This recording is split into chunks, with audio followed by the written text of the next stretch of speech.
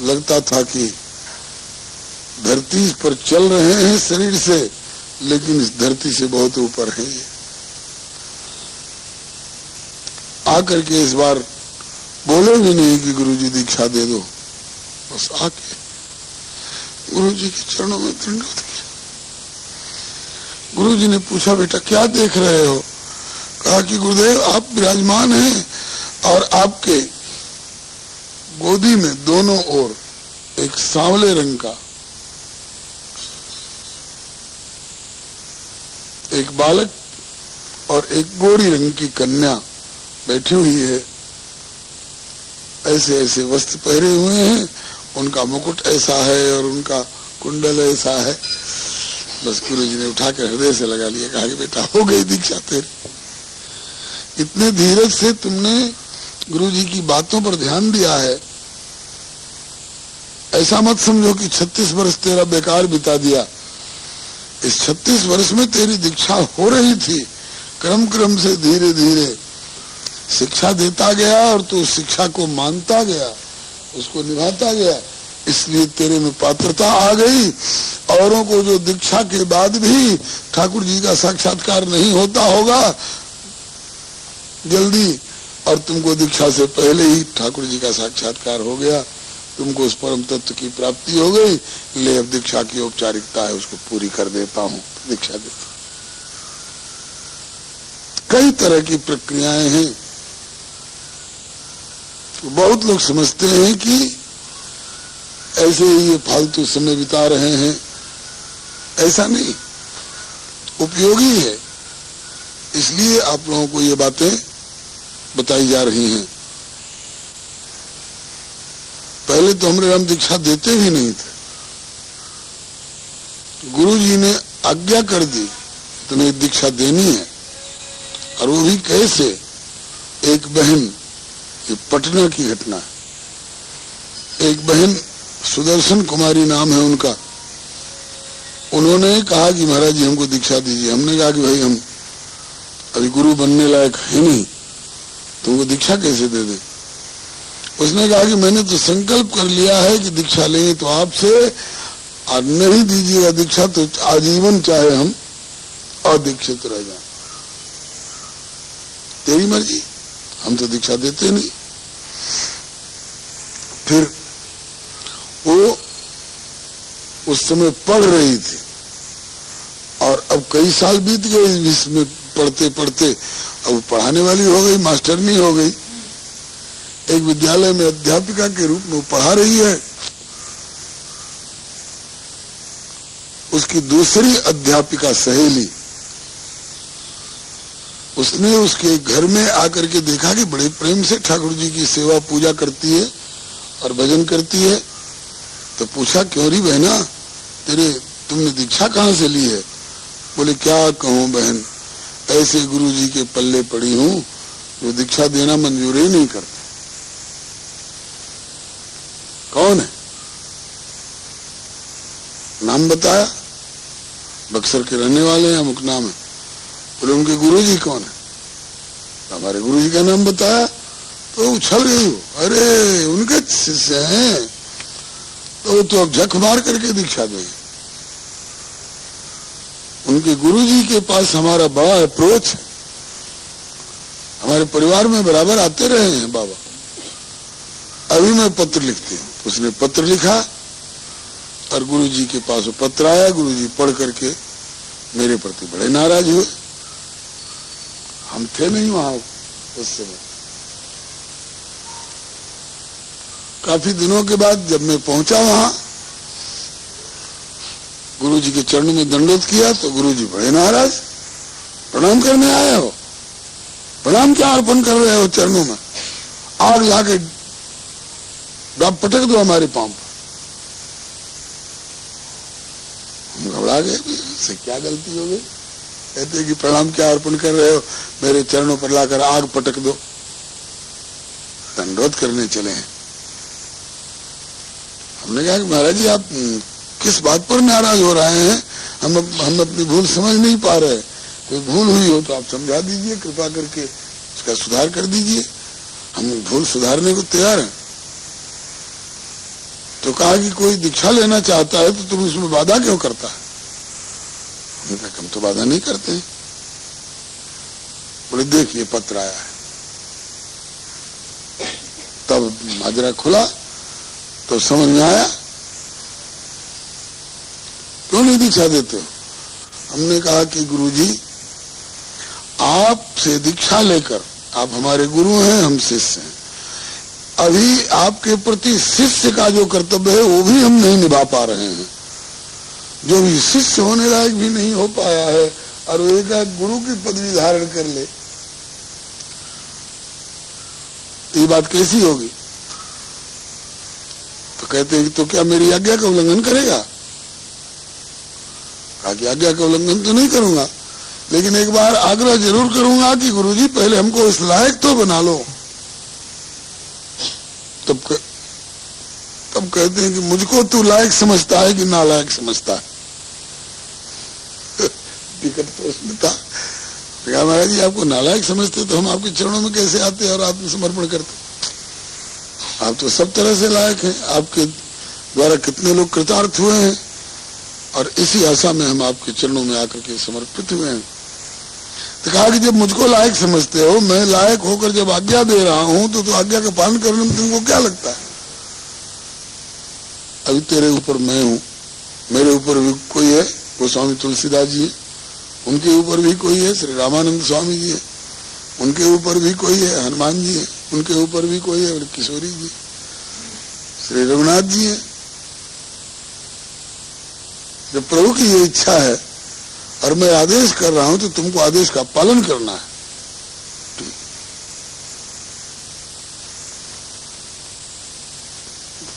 देख, जहां तक का रास्ता तुमको मालूम हो चुका है वहां तक कोई कहता है कि हम आपके साथ लगना चाहते हैं इस भक्ति पथ के पथिक के रूप में, तो क्या तुम्हारा बिगड़ता है? ठीक है, ऐसी बात है। तो कहा कि चलते चलते अगर कोई ऐसा चौराहा आवे जहां आप तेरी समझ में नहीं आवे कि अब इधर रास्ता पकड़े कि इधर का रास्ता पकड़े, इधर का रास्ता पकड़े, तो वहां पर अभी तेरे गुरुजी मौजूद है, गुरुजी तुमको बताएंगे। गुरुजी के रास्ते में भी अगर आगे चल करके कोई ऐसा चौराहा आवे कि जहां समझ में नहीं आवे कि अब इसके बाद हम इधर मुड़े कि इधर मुड़े कि इधर चले, तो उसके आगे गोस्वामी तुलसीदास जी मिलेंगे, उनसे पूछ लेंगे। उनके बाद भी अगर कोई ऐसा चौराहा आएगा जो समझ में नहीं आ रहा है हमको किधर चलना है, तो श्री रामानंद स्वामी जी उनसे पूछेंगे। हम अनाथ नहीं हैं, हम बेलाइन नहीं चल रहे हैं, हम ऐसे रास्ते पर चल रहे हैं जिसमें एक से एक धुरंधर हमारे आचार्य जन गुरुजन हैं, उस परंपरा में हम शामिल हैं। तो तुमको दीक्षा देनी है और सबसे पहले दीक्षा बक्सर वाले रामचरित्र दास जी को, मेरे सामने इसको इस बच्चे को दीक्षा दे। दीक्षा दी तब से ये तांता चल पड़ा। फिर गुरुजी से हमने पूछा, तो गुरुजी जो आवे उसको देते जाए कि कुछ समझाने बुझाने की और जांच पड़ताल की भी प्रक्रिया? बोले नहीं, वो तो ठीक है कि अगर कोई आता है आग्रह करता है तो समझ लो कि ये निभाने वाला है कि वैसे ही गाजर मूली का सौदा समझ करके वही गाजर मूली बिक रही है तो सब लोग ले रहे हैं तो हम भी ले लें, थोड़ा सा सस्ते भाव में बिक रहा है इसलिए हम भी खरीद लें। खान पान कैसा भी हो, बात व्यवहार कैसा भी हो, महाराज जी हमको दीक्षा दे दीजिए, प्याज लहसुन खाने की छूट दे दीजिए, डॉक्टर कहते हैं कि अंडा खाओगे तो अमर हो जाओगे, पहलवान हो जाओगे। तो कुछ लोग ये भी छूट मांगते हैं, बोले ऐसे लोगों को देना भी नहीं। कोई निभाने वाला सुपात्र जिज्ञासु आग्रह करे तो इनकार भी मत करना, और जैसे तैसे गड़बड़ खान पान और बात व्यवहार वाले आग्रह करें तो देना भी नहीं। ठीक है, और उसी हिसाब से गुरु जी की आज्ञा का पालन हो रहा है। गुरु जी की आज्ञा का पालन करने के लिए डरते डरते इसलिए कि एक व्यक्ति को दीक्षा देने में 14 गांव जलाने का पाप गुरु जी के माथे पर चढ़ता है। एक दिन और बताया गया था, और यह भी बताया गया था कि एक व्यक्ति को दीक्षा देने में 14 मरे हुए गांव को जिलाने का पुण्य भी गुरु जी को मिलता है। तात्पर्य यही है कि अगर निभाने वाला सुपात्र व्यक्ति दीक्षा लिया तो गुरु जी पुण्य के भागी होंगे, और जैसे तैसे गलत काम करके गुरु जी को बदनाम करने वाला होगा तो गुरु जी पाप के भागी होंगे। तो दूसरों का दोष हम अपने ऊपर क्यों लें? तो कहीं तो दीक्षा देने में भी डर लगता है, पता नहीं कितना निभा पाएगा कि नहीं निभा पाएगा। और कहीं दीक्षा के लिए इनकार करने में, दीक्षा न देने में भी डर लगता है। कहीं प्रभु पूछ दें, अरे गया था तुम्हारे यहाँ दीक्षा लेने के लिए, गुरुजी ने आज्ञा दी थी कि दे दिया करो सुपात्र को, तो तुमने कैसे इनकार कर दिया? वो बेचारा ऐसे भटक गया। इसलिए इन सब बातों पर बड़ा विचार करना पड़ता है। इतनी तक बातें तो आप लोग समझ चुके होंगे। अब पंच संस्कार के बारे में थोड़ी जानकारी आज दें। सत्यवती का पाणी ग्रहण किसने किया? श्री शंतनु जी महाराज ने। पानी ग्रहण के पहले वो सिंदूर लगाती थी, हैं?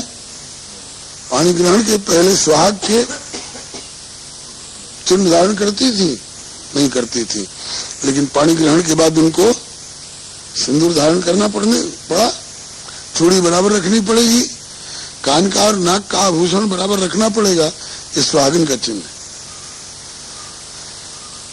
पुलिस विभाग में भर्ती होने के लिए कोई जाता है तो वो लोग, उनके यहाँ शर्त है 5 फुट 6 इंच कम से कम लंबाई होनी चाहिए, ऊंचाई तुम्हारी 36 इंच का सीना कम से कम होना चाहिए, इतनी दूर तक की तुम्हारी निगाह एकदम सही होनी चाहिए, और इतना ऊपर उछलने वाली शक्ति, इतना नीचे दूर कूदने वाली लॉन्ग जंप, हाई जंप, तेरे हाथ की मजबूती चाहिए। इतना दौड़ने के बाद अगर तेरा तो हाँपने लगा, श्वास टूटने लगा, तो माना जाएगा कि तू इस विभाग के लायक नहीं है, कब कैसी जरूरत आ पड़े। ठीक है। अब कोई जा करके कहे कि आप 5 फुट 6 इंच का ऊंचाई चाहते हैं, मैं 6 फुट का जवान हूं, आप 36 इंच का सीना खोज रहे हैं, हमारा 38 इंच सीना है। जैसी जैसी योग्यता आप चाहते हैं, सब योग्यता है मुझ में, इसलिए मुझे पुलिस विभाग में भर्ती कर लीजिए। बोले कर लेंगे। और अगर वो कहेगी सब शर्त माने, आपकी सारी ड्यूटी कर देंगे, लेकिन ये पुलिस वाली खाकी वर्दी हम नहीं पहनेंगे, तो विभाग मान जाएगा क्या? है? नहीं मानेगा। जब इस विभाग में आओगे तो वर्दी पहन करके ड्यूटी करनी पड़ेगी, खाकी वर्दी। वर्दी में से एक चीज भी अगर नहीं है तो दंडित होना पड़ता है, सजा हो जाएगी। तुमने अनुशासन क्यों भंग किया? इस तरह से। अच्छा, तीसरा उदाहरण, जन्म ब्राह्मण के घर में हुआ है, लेकिन जब तक जनेऊ नहीं हो जाता है, गायत्री मंत्र नहीं प्राप्त हो जाता है, तब तक उस व्यक्ति को यज्ञ मंडप में बैठने का अधिकार नहीं है, तब तक उसको विद्यालय में प्रवेश करने का और वेद मंत्र का उच्चारण करने का अधिकार नहीं होता है। इसलिए उसको पहले जनेऊ, उपनयन संस्कार कराना पड़ेगा। ये 3 उदाहरण देकर के आगे की बात बता रहा हूं। जैसे सुहागिन के लिए चूड़ी, सिंदूर, नाक के, कान के, सुहाग के आभूषण जरूरी है, जैसे ब्राह्मण के लिए जनेऊ जरूरी है, जैसे पुलिस विभाग वालों के लिए खाकी वर्दी जरूरी है, उसी तरह से वैष्णवी दीक्षा लेने में 5 संस्कार को निभाना बहुत जरूरी है। सबका अपना अपना अलग अलग नियम, अनुशासन और चिन्ह होता है। स्थल सेना, आर्मी, ये पुलिस विभाग से अलग है, और उनका चिन्ह पुलिस विभाग से भिन्न होगा। और जल सेना का भी चिन्ह और अलग होगा, और वायु सेना का चिन्ह और अलग होगा। सबका अलग अलग अपना अपना निशान होता है। तो इसी तरह से जो जिस संप्रदाय में दीक्षित होगा उस संप्रदाय के संस्कारों को निभाना होगा। सन्यासी से दीक्षा लेने के बाद उजले कपड़े नहीं पहन सकते, गेरुआ कपड़ा पहनना पड़ेगा। लेकिन हम लोग सन्यासी नहीं, हम लोग बैरागी कहलाते हैं। तो हम लोगों में 5 संस्कार जरूरी बताए गए हैं। 5 संस्कार की गिनती करिए। पहला, कंठी, तुलसी की माला गले में, कंठ देश में। 5 संस्कार में पहला क्या है? कंठी। दूसरा, तिलक। तीसरा, छाप भुजा पर, कोई शंख चक्र की छाप, कोई धनुष बाण की छाप। और 5वां, चौथा, कंठी हुई, तिलक हुआ, छाप हुआ, और चौथा है मंत्र। गुरुजी कान में बताएंगे, उस मंत्र को जतन से धारण करना होगा और उसका जप करना होगा। 4 हो गया ना। 5वां है नाम, भगवान का नाम, इष्ट देव का नाम तो मंत्र में ही आ जाता है। तभी ये 5वां नाम जो दिया जाता है उस व्यक्ति का नाम। जैसे दीक्षा लेने वाले व्यक्ति आए, दीक्षा ले रहे, आपका नाम क्या है साहब? बोले मेरा नाम है पप्पू। बोले अब तक तुम पप्पू रहे होगे, लेकिन आज से तुम्हारा नाम पप्पू नहीं रहने दिया जाएगा। आज से तुम्हारा नाम भगवत संबंधी नाम रखा जाएगा। पप्पू में से पहला अक्षर ले लिया और उसका नाम रख दिया गया, आज से आपका नाम पुरुषोत्तम दास। पुरुषोत्तम दास टंडन का नाम सुना होगा आप लोगों ने? नेता हुए हैं, बहुत ऊंचे विचारक। मैथिली शरण गुप्त का नाम सुना है आप लोगों ने? मैथिली शरण, ये गुरु जी का दिया हुआ नाम है। उस परिवार के लोग राम मंत्र से दीक्षित थे। मैथिली शरण गुप्त, उनके भाई थे सियाराम शरण गुप्त। सियाराम शरण गुप्त भगवत संबंधी। तुम्हारा नाम पप्पू है, आज से तुम्हारा नाम पप्पू नहीं, आज से तुम्हारा नाम पुरुषोत्तम दास, परमेश्वर शरण अथवा प्रहलाद दास, भगवत संबंधी नाम।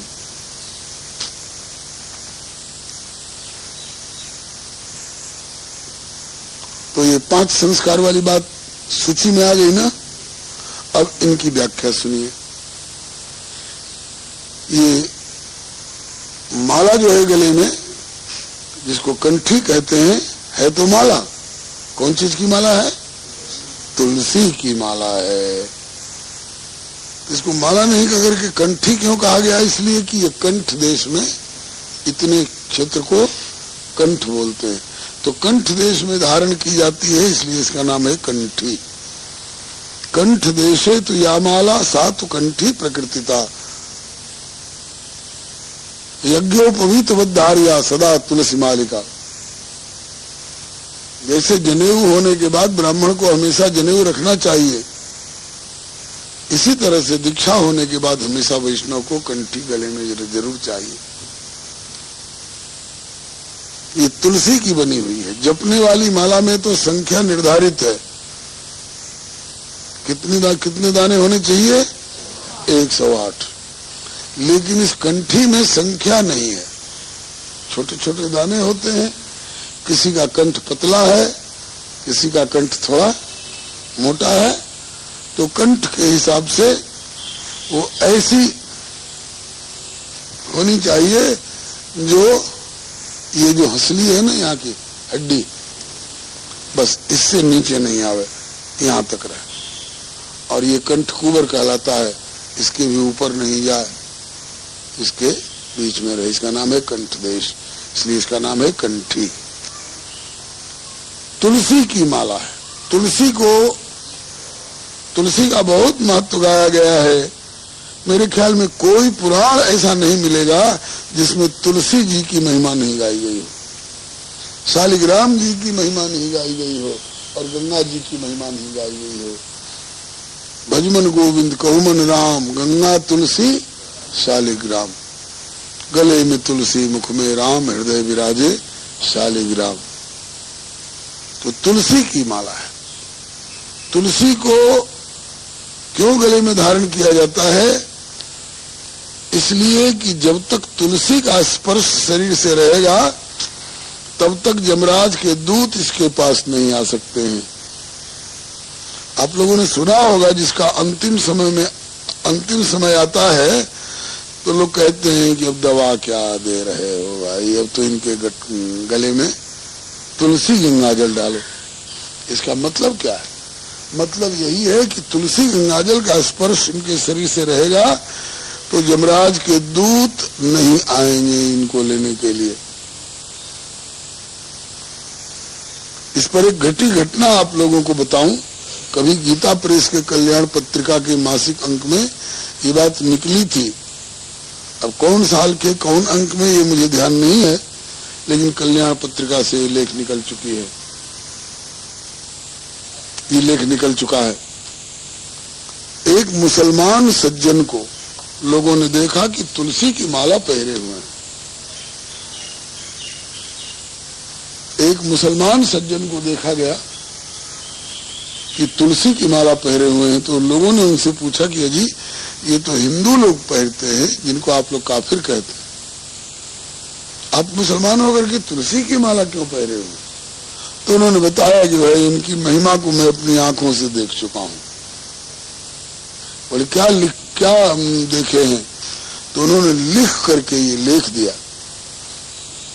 और गीता प्रेस की पत्रिका में छपा कि एक बार मैं कहीं रास्ता चला जा रहा था, उसमें एक बैलगाड़ी वाला अपनी बैलगाड़ी पर बैठा हुआ बैलों को हाँकते हुए गाड़ी लिए जा रहा था और गीत गा रहा था। अचानक एकदम भयभीत हुआ, कांपने लगा, गाड़ी से उछल के भागा। तब तक उसी के बैल ने उसको सींग मारा और वो गिर पा सड़क के किनारे, और वहां बहुत देर तक कांपता रहा। और जब उसका भय कम हुआ, जब उठने लगा तो वहां से कुछ लेकर के उठा। मौलवी साहब कहते हैं मैं खड़ा होकर के ये सब देख रहा था, क्या हुआ? अच्छा भला गीत गाता हुआ बैलगाड़ी हाँकता जा रहा था, क्या देख करके भयभीत हुआ कुछ समझ में नहीं आया, और वहां गिरा और फिर इसके बाद वहां से क्या लेकर के उठा। तो मौलवी साहब कहते हैं कि मैं उनके नजदीक जाकर के पूछा कि भाई तुम अच्छे भले गाड़ी हाँकते चले जा रहे थे और ये क्या तुमको दिखाई पड़ा जो इतना आकाश की ओर ताक करके और कांपने लगे भयभीत होकर के? और तुम कहा कि मौलवी साहब यमराज के दूत लोग आए थे हमको मार करके ले जाने के लिए। तो मानते सब हैं, हिंदू भी, मुसलमान भी, अंग्रेज भी, खाली नाम का अंतर होता है। हम लोग स्वर्ग और नरक कहते हैं, वे लोग जन्नत और दोजख कहते हैं। हम लोग स्वर्ग और नरक कहते हैं और मुसलमान लोग जन्नत और दोजख कहते हैं, और उसी को ईसाई लोग हेल एंड हेवन कहते हैं। मान्यता सब में है। और सूरज को कौन नहीं मानेगा? नहीं मानेगा, बंदा है, उल्लू है। तो मौलवी साहब ने कहा कि मैंने उससे पूछा कि भाई तुम क्यों इतने डर गए, अच्छे गीत गाते जा रहे थे गाड़ी हाँकते हुए। कहा कि मौलवी साहब क्या बताऊं, यमराज के दूत भयंकर आकृति वाले हमको मार कर ले जाने के लिए आए थे, तो उनको देखकर मैं भयभीत हो गया और मैं सोचा कि गाड़ी से कूद करके भागूं। तब तक उसी में से एक यमदूत ने मेरे बैल को प्रेरित किया। मेरे बैल की आंखें लाल हो गई और गुस्से में भरकर उसने 12 सिंह में गिर गया। जब यमदूत आए थे तो खाली जाने वाले हैं नहीं, तो मार के तुमको ले क्यों नहीं गए? कहा कि यही तो समझने की बात है। तो बैल के सींग के झटके से, प्रहार से मैं गिरा सड़क के किनारे, तो संजोग से वहां तुलसी का एक पौधा था पहले से। मैं उस तुलसी के पौधे पर गिर पड़ा। अब वो लोग आपस में,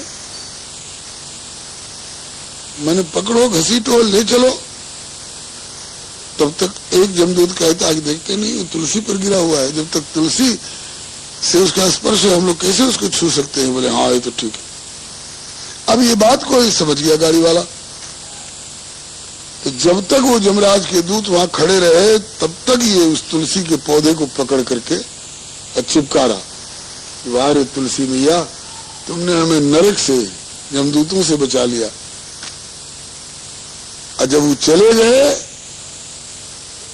तब वहां से उठा, लेकिन डर के मारे कि कहीं फिर आकर के तुलसी से अलग हुआ और फिर कहीं मुझे दबोच के ले जाए, तो इसलिए तुलसी लेकर के साथ में और तब उठा। तो वो मौलवी साहब ने पूरी घटना की, आज मैंने अपनी आंखों से तुलसी की महिमा देखी और तब से मैंने मान लिया कि हिंदू लोग इसको क्यों धारण करते हैं, इसलिए मैं भी धारण करता हूं। ये घटी घटना है। कंठी का एक महत्व बात समझ में आया ना है? अब कोई कहेगी तो अभी से ढोने की क्या जरूरत है, जब अंतिम समय आएगा तो ले लेंगे।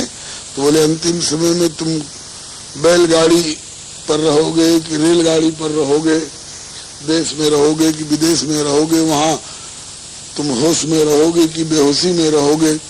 होश में भी रहो, और अगर किसी से करे भैया थोड़ा तुलसी नाजल ला के मेरे मुंह में डाल दो, अब कोई सुनने वाला मिलेगा कि नहीं मिलेगा? सुनने वाला मिला भी, अरे भाई अब कहाँ तुलसी खोजें, कहाँ गया तुलसी खोजने, तो तक प्राणांत हो गया। कहाँ से तुलसी? बहुत लोग अस्पताल में मरते हैं।